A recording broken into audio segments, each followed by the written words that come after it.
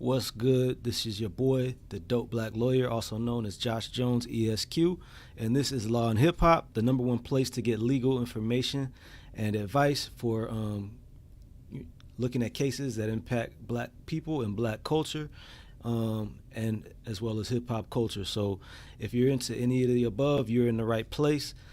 Before we get too far, I do want to say welcome to everybody who's new. If you're new, say new in the chat, and I also want to welcome back everybody who's been here before. So you're back with us, and we're about to rock it one more time. Like you already know, this is nothing like what you see from those other lawyers, all suited and booted and talking all crazy. So again, welcome to Law and Hip Hop. And before we get too far, I do want to say ashe to one of the ancestors, George Floyd.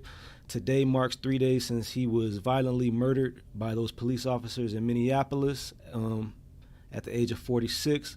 One of Houston, Texas, Yates High School's finest. Shout out to my boy Joe P. And Jimmy Moore, class of 01 at Yates, even though Jimmy's from Pearland.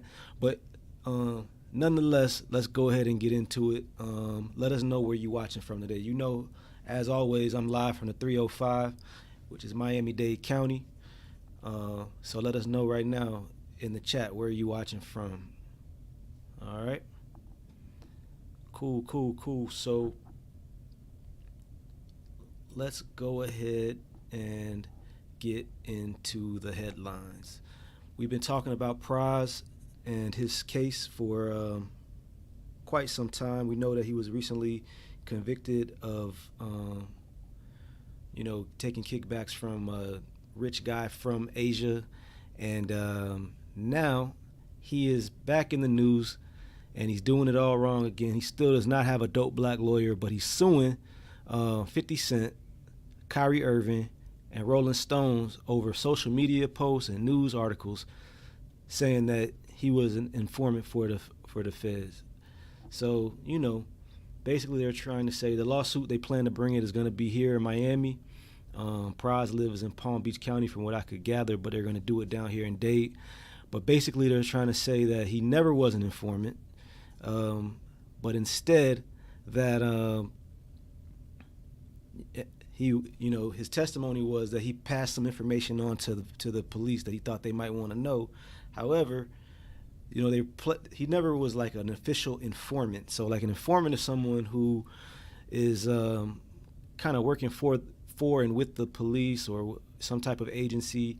A lot of times it'll be for either a little bit of compensation or to get some type of benefit for themselves, whether they have another case, they can get their sentence reduced and things of that nature.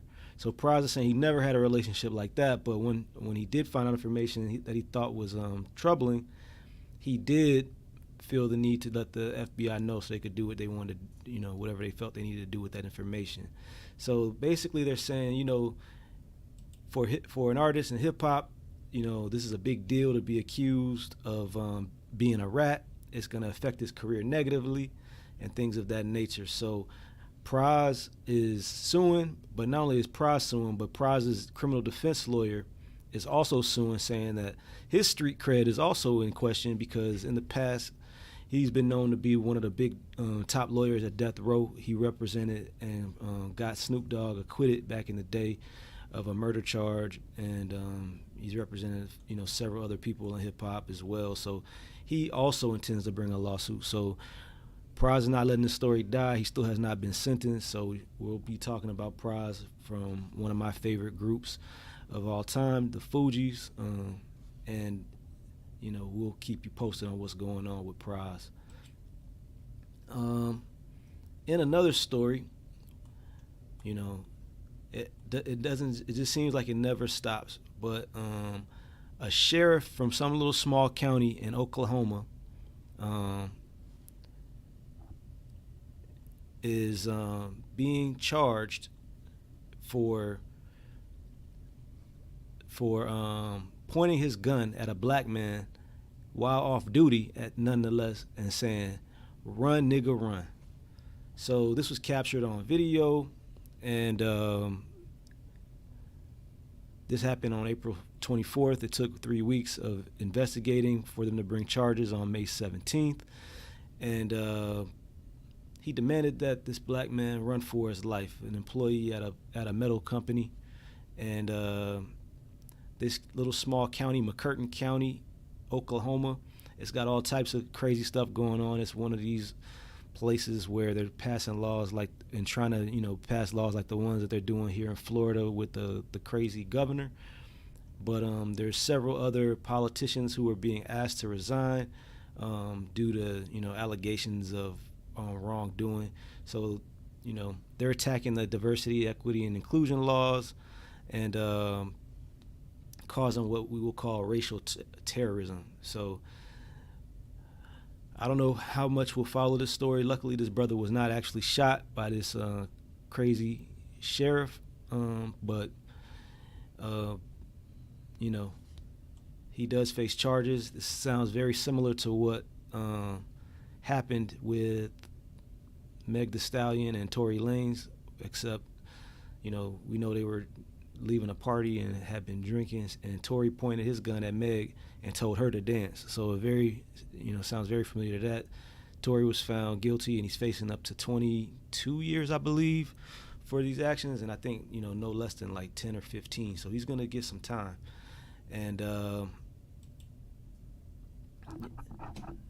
yeah, so he's facing time, some serious time. And so is another rapper.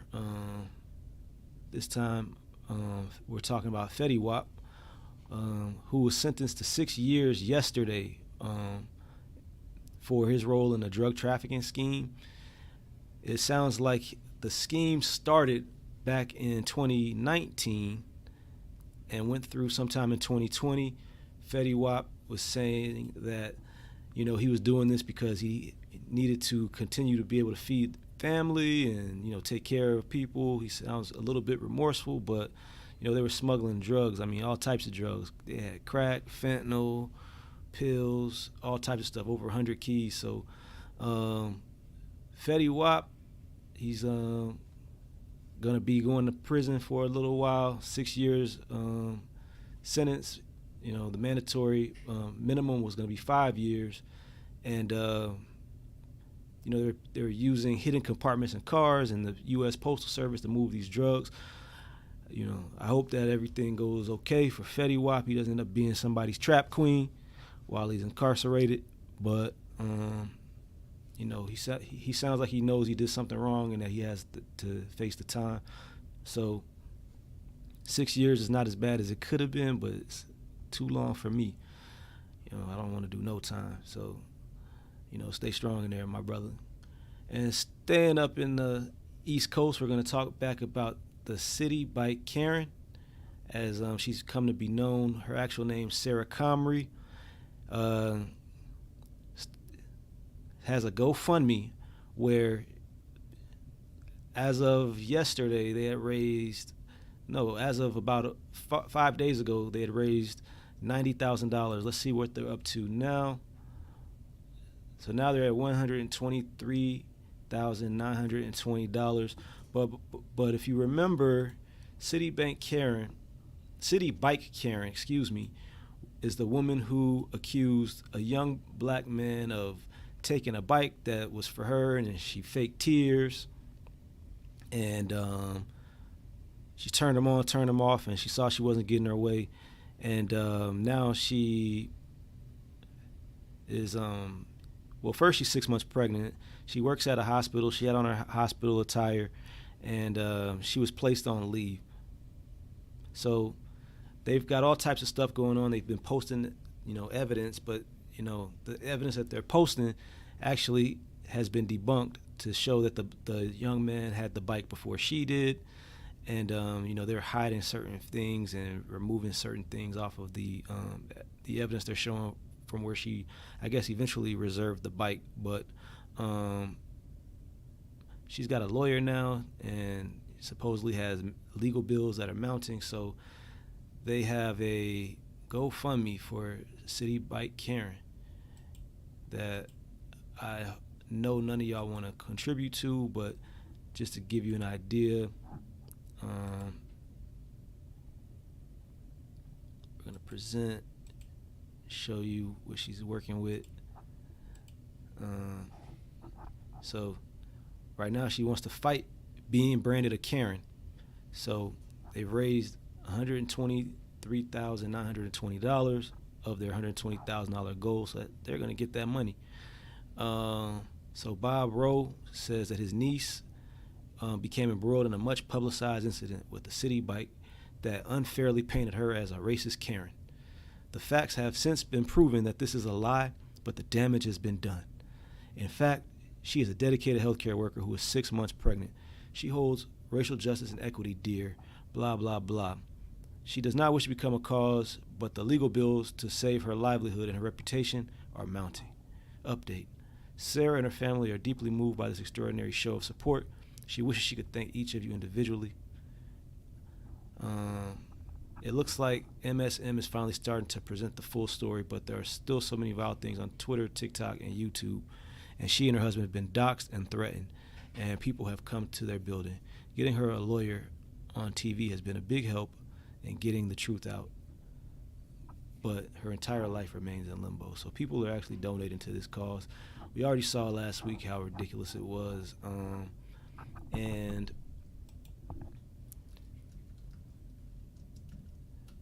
we're gonna see if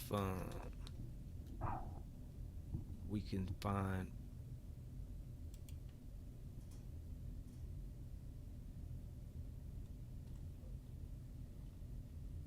the video.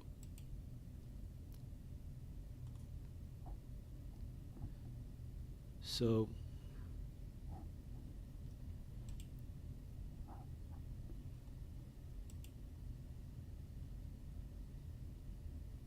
I have an update on City Bike Karen.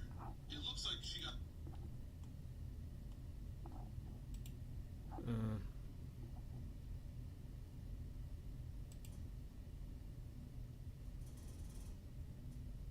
so we'll keep going, but there were some reports.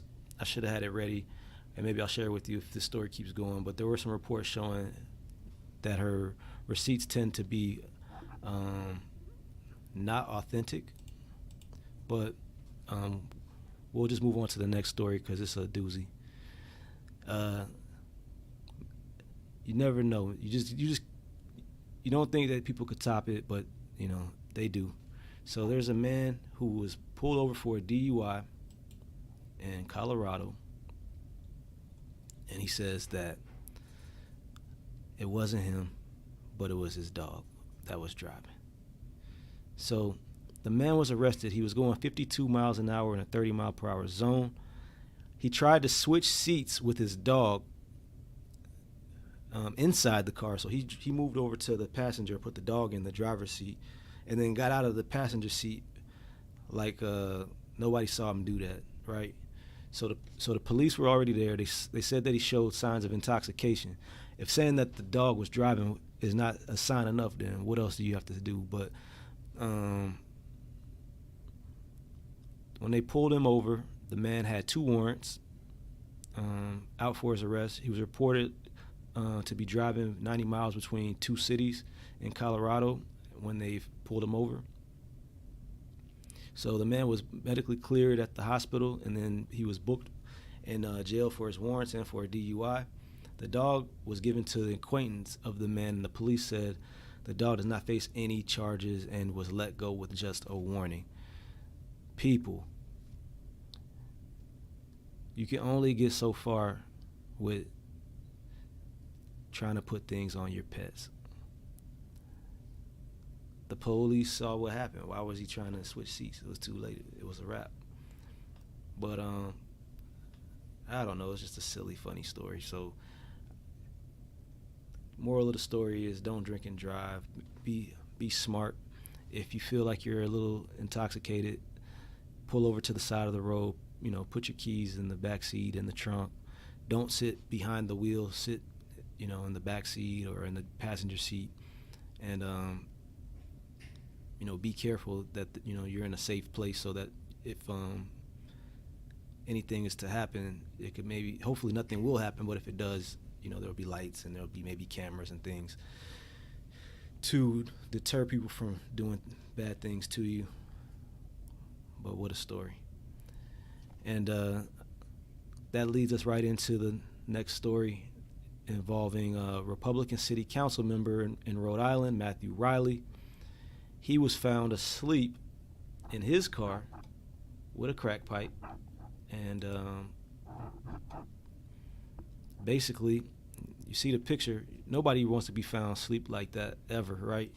But especially not with a crack pipe in your hand. So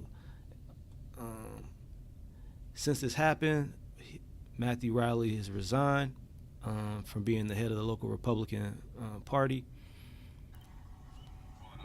Yeah, I obviously have to document it. And he claims he was choking due to sleep apnea, but the cop was like, yeah, but you got a crack pipe, dog. Like, I don't necessarily not think that you got sleep apnea, but come on, bruh. You got the crack pipe. But actually, not only did he have a crack pipe, but when they tested it, it was also positive for fentanyl as well. So, he was getting that high. That might be what, able to explain why he was knocked out so bad, because as we know, fentanyl is super deadly and has the ability to knock people out and kill them with very low doses. So, there was a couple videos I did want to share so you can see what's going on. And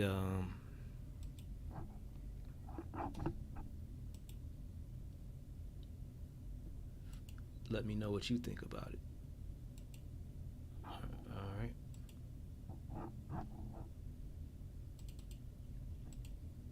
No.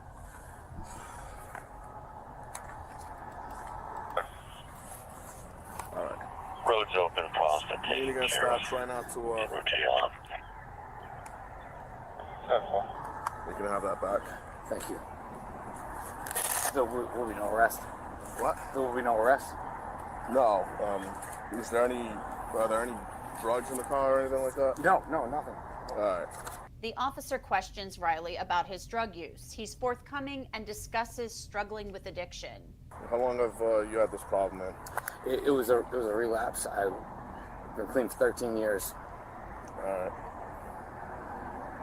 Just went through a really, really bad divorce recently. Okay. Do you know if any of that was laced with fentanyl or anything? Because you were out, and looked like you were choking. Really? Yeah.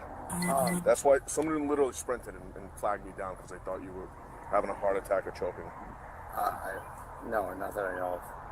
EMTs arrive to check out Riley as the police officers search his vehicle, which is littered with trash and junk. The officer found a chore boy scouring pad. Oh, no way, dude. Really? Yes, yes. I was just on my way back from court. Bro. Well, a rescue's gonna come check you out, man. I can't let you go. You were literally choking in your sleep.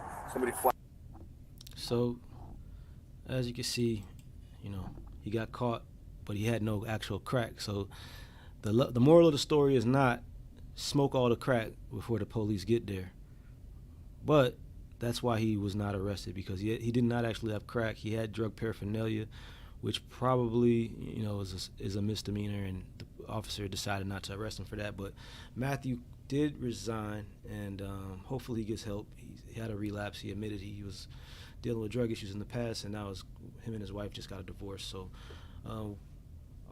all jokes aside, I wish him the best with his recovery, and anybody else who's struggling with drugs or has any type of issues, I definitely support you going to get treatment, and if there's any resources that we could provide, I'm always willing to try to help with that as well. So on to the next story. It's a story we've been tracking for quite some time, since the beginning, dealing with Jordan Neely and his killer, Daniel Penny. So Daniel Penny did do an interview with the New York Post, and if you don't know what happened, Jordan Neely, who was known somewhat in New York as a Michael Jackson impersonator, he was homeless at the time and dealing with mental health issues, was on the train in New York on the subway, and he was loud and yelling but not violent. Daniel Penny, who was also on the train, snuck up behind him and put him in a chokehold for at least 3 minutes. However, some people are saying that it could have been up to 15 minutes, and he didn't let it go even after people were saying, hey, you might want to let him go so you don't get hit with a murder, or he doesn't look like he's breathing. He never let the hold go, so he ended up being arrested for manslaughter. And, now he's speaking out. He's saying, all the things you would expect him to say. This had nothing to do with race. I'm a normal guy. I can't go into full detail because of my pending case. So he's out on bond. He had a $100,000 bond, and his attorney is saying he was protecting himself and others on the train. Neely had yelled at passengers that he was hungry, thirsty, and had little to live for and didn't care if he died without touching anybody, and Penny forced him to the floor to restrain him. So, obviously Penny feels bad now because he's facing, a manslaughter charge. He's saying he's hoping that the law can be changed so that something could be done to prevent things like this from happening. And the family of Jordan Neely said has attorneys who made a joint statement saying, I'm sorry, I didn't edify these brothers properly. His family has two dope black lawyers, Dante Mills and Lennon Edwards, who made a joint statement where they said, we want to know why he didn't let go of that chokehold until Jordan was dead. And like I said, Penny's lawyer is saying that he was protecting himself and everyone on the train. So the jury will get a chance to decide that, and we'll definitely be following this story as it progresses. So, as I said, there's two dope black lawyers handling this case for the family, and here they are, Dante Mills, Lennon Edwards. We applaud you for being there to stand in the fight for the family of Jordan Neely, and we hope that you get them the results that they need. So before we go on, I just want to do a recap, and we'll go in order. So Pras is about to sue 50 Cent, Kyrie Irving, and Rolling Stone for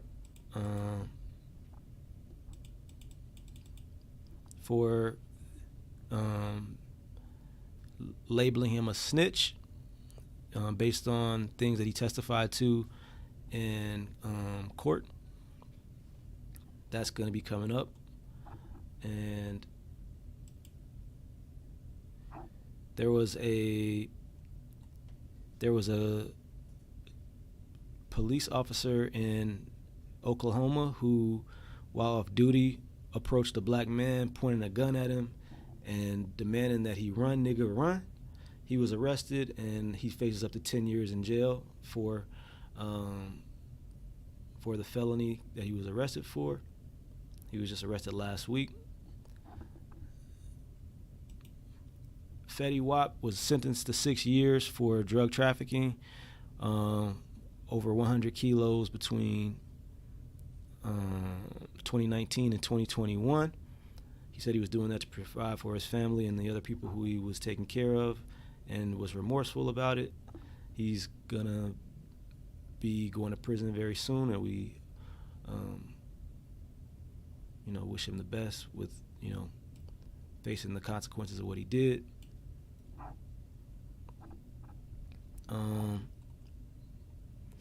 The New York City bike Karen has raised $123,000 on GoFundMe to help with her legal fees. And also, I have my own GoFundMe as well. So if anybody wants to just throw me a couple dollars, we have a GoFundMe. Just search for the Dope Black Lawyer. I'm just playing. But if it's that easy to get money, like, wow, we didn't even talk about it. But Daniel Penny raised millions of dollars on GoFundMe for killing a black man in New York. This dog was not found responsible for for driving under the influence, but his owner was.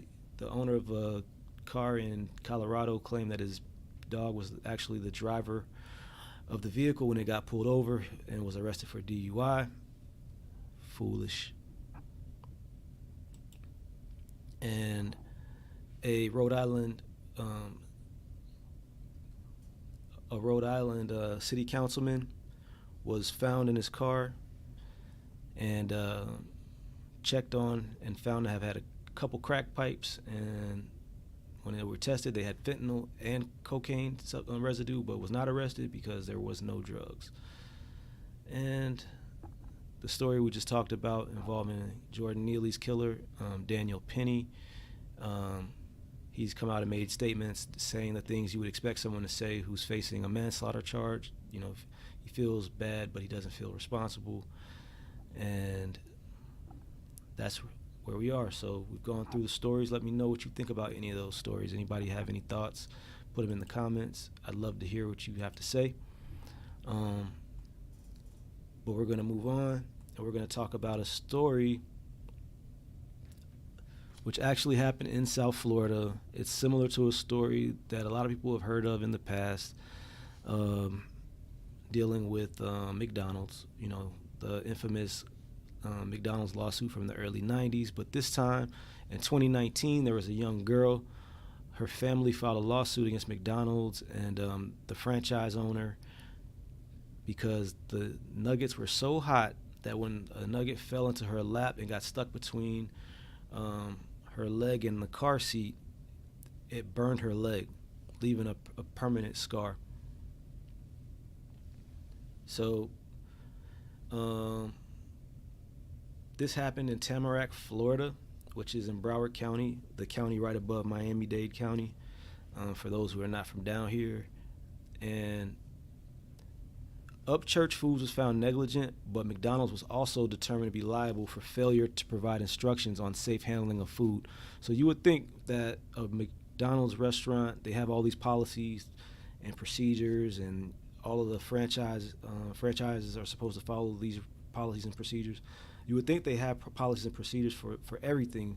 That's one of the things that they pride themselves on at McDonald's, is like, we've got systems, and that's why we've got so many locations and why they were able to grow so fast. If you ever watch any documentaries or the movies about Ray Kroc or anything like that, that's all they talk about is the systems at McDonald's. But they did not have a system in place to protect this little girl from being burned on her legs. So now, the first trial, you don't see this all the time, but sometimes for strategic reasons, you may decide that you're going to split the case into two. First, we want to determine, is the defendant even responsible for what happened? And then the jury will make that determination.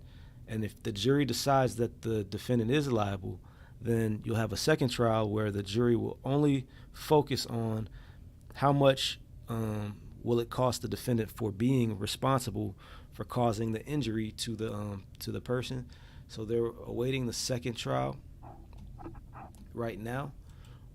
I do have some of the court filings that I want to share, so we're gonna go through that right now, kind of like we have in the past, and we'll kind of talk about it.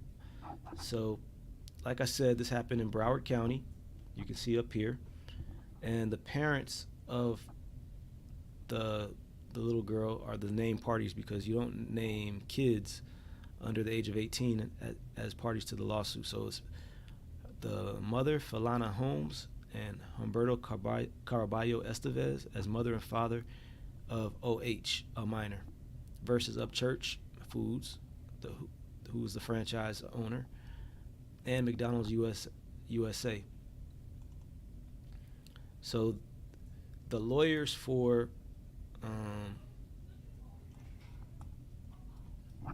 let's go all the way up. So the lawyers for the family, the mother and father, set out the conditions that are needed for you to be able to have a lawsuit. This is an action for damages in excess of $15,000 in Broward County. They say that the parents were residents of Broward County.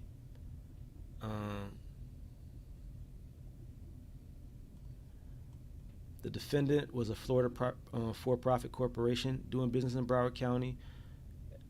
McDonald's is a foreign company in Illinois, but was conducting business in Florida and was engaged in substantial activity in Florida. So you have to, make sure that you can show why the parties are in the right place. So because all of these parties have contact with Florida, specifically in Broward County, the lawsuit is appropriate to be brought in Broward County. So as we've kind of already discussed, the allegations were that on August 21st, 2019, the child was a rear seat passenger in a vehicle driven by the mother. The mother drove into the restaurant's drive-through and placed the order. The employee handed the mother the bag containing the food items. The chicken nuggets inside of the Happy Meal were unreasonably and dangerously hot in terms of temperature and caused OH's skin and flesh around her thighs to burn. As a direct and proximate cause of the unreasonably and dangerously hot chicken, OH, who was only 4 years old, is now disfigured and scarred. And did we have a picture of the scar?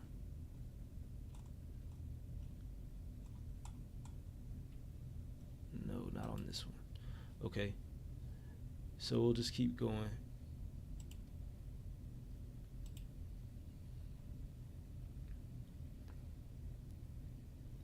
So the first count is strict liability against the franchise only. So you see, as to defendant, Upchurch Foods Inc. only.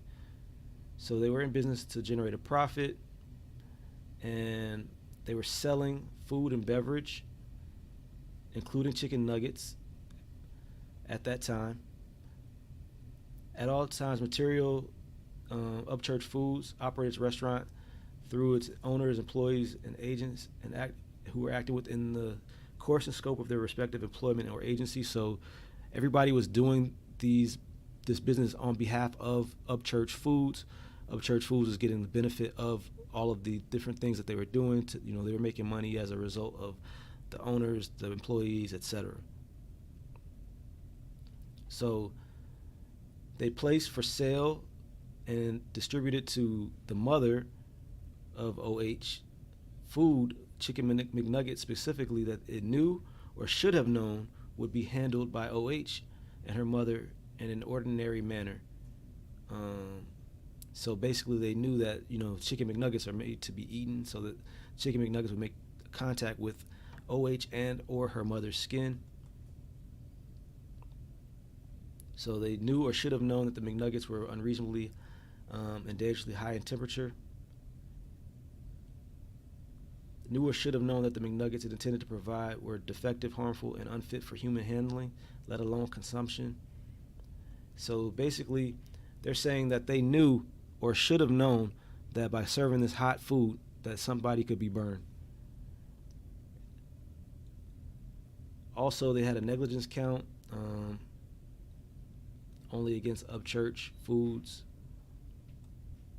saying that they had a duty to its customers to prepare the food in a way where it's safe, saying that they breached that duty as well as the law. So they're saying that there were statutes, sections 500.04, 500.10, 500.13, that were violated. And they breached the duty to keep the people safe by failing to provide training, or making sure the oil within the fryers was not too high, failing to supervise employees, failing to provide adequate training on how to check the temperature once they were removed from the fryer before they were provided to customers. And they have a whole list of just ways that they failed to make sure that the customers would receive food that could be consumed. And because of all of these failures, they're demanding damages that will exceed $15,000 for each one of these counts. So count 3 is about implied warranties. Plaintiffs are stating that at all times material Upchurch had an implied warranty of merchantability under section chapter 672.314 of the Florida statutes. So basically, if they're going to sell this food, they have to. They're saying that the food is okay. You know, you can't serve people food. Don't give them a warning and expect them to know that it's not safe for consumption. So they're saying they failed to comply with this section of the law, and they knew or should have known that the McNuggets that they gave to OH's mother would be used for human consumption, eating, and the buyer relied on the seller's skill or judgment to furnish suitable and safe nuggets. So, as a customer, when you go to McDonald's, especially if you touch it on the outside and you can't necessarily tell how hot it is, and you bite it, right?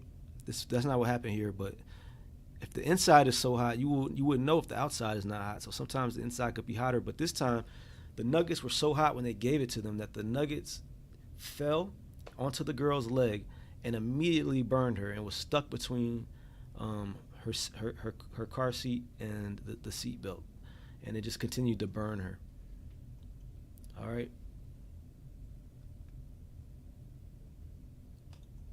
So they had, more counts: negligence, training and supervision for McDonald's, vicarious liability for McDonald's, basically saying that even though McDonald's is not technically there, they're still responsible because they're in the chain of who's getting the benefit of what's the sale, the business, and they're the ones providing the food, and they're the ones supposed to provide the training. So they can't just say, well, we're out of it because we gave it to Upchurch. They're still responsible, as the theory, for vicarious liability. And then the failure to warn. So obviously they didn't give a warning that the nuggets were hot. So you can see these cases, sometimes you can have, this is a 17-page complaint for the allegations. It's very detailed. And then McDonald's answered the complaint. So when a plaintiff alleges, the defendant then has to go through and they have to respond to each paragraph. So they're admitting this without knowledge, so denied, and they just go through and they just come up with like answers that are not responsive for the most part, and usually just denying liability and trying to say that the plaintiff should have known something or a different party did something, or just very, very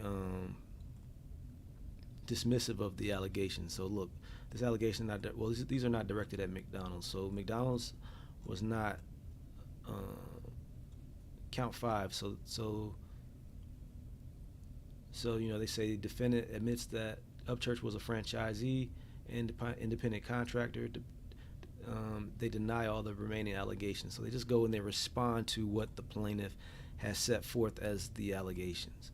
And, they deny everything. Look at this, denied. Like, the jury has already come back and disagreed and found them to be liable.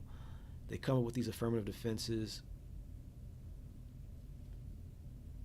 So they say defendant's ultimate liability, if any, must be limited to the defendant's proportionate share of fault in relation to the fault of the plaintiffs.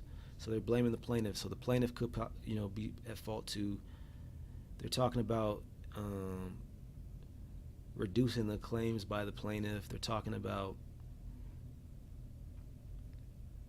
injuries caused by plaintiffs were the result of pre-existing conditions. Like, how do they know this stuff? They just throw all these, BS defenses out there. Plaintiff failed to mitigate the damages alleged in the complaint, if any, by seeking medical, chiropractic, or healthcare treatment timely and or failing to participate in medical care. I'm sure this little girl got medical attention the day that this happened because she had a serious burn. And, they say that these damages and the injuries and damages alleged by plaintiff was directly and proximately caused by third parties over whom defendant had no control.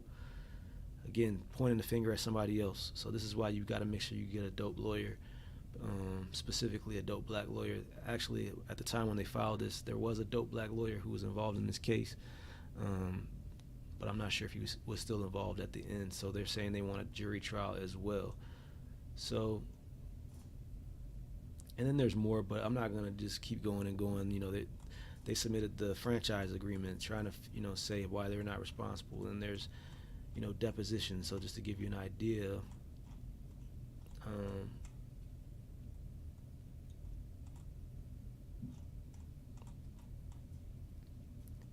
here's a depo of Humberto Carabello Estevez, the father, that was taken. He wasn't there at the time, but he's giving testimony about it, how it affected his daughter, and giving information. So it's pretty long, lengthy depo. This is a deposition of the mother.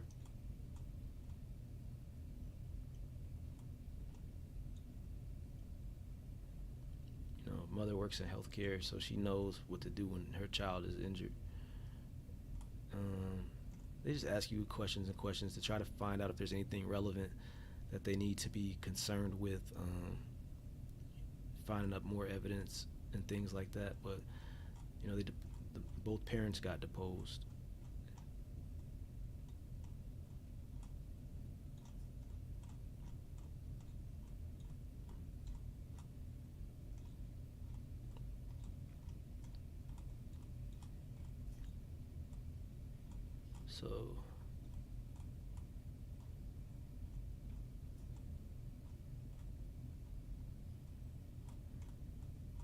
So you can see all of this, and then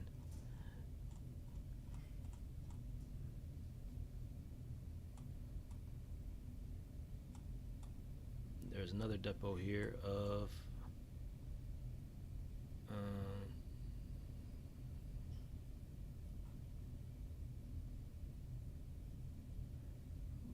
Marilee Silva, who is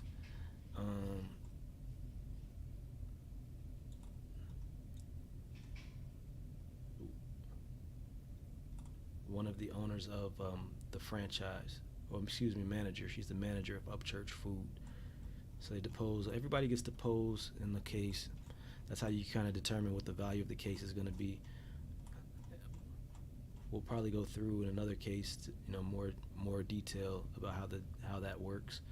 But just so you can see, you don't just get these results without hard work. You got to find a lawyer that knows what they're doing. So they filed the complaint here. You can see 9/18/2019, and then all these other documents had to get filed, and exhibits, and interrogatories, requests for production. Got to file your witness list. You got to do your depositions. So by the time we got all the way up here, calendar call, you got to submit privilege logs, motion for summary judgment, responses, and opposition. And as recently as today, there was something filed on the case. So the case is ongoing. They're going to be determining the amount of the damages to the little girl, and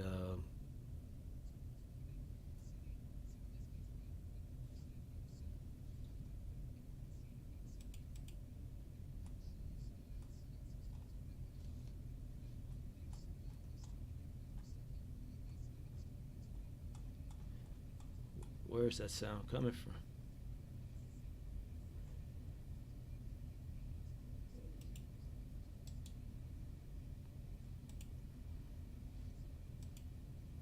All right, so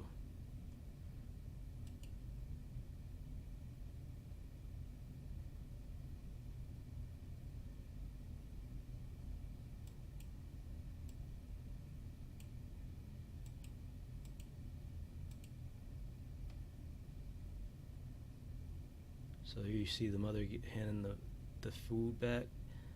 You see how bad the burn was on her leg. I mean,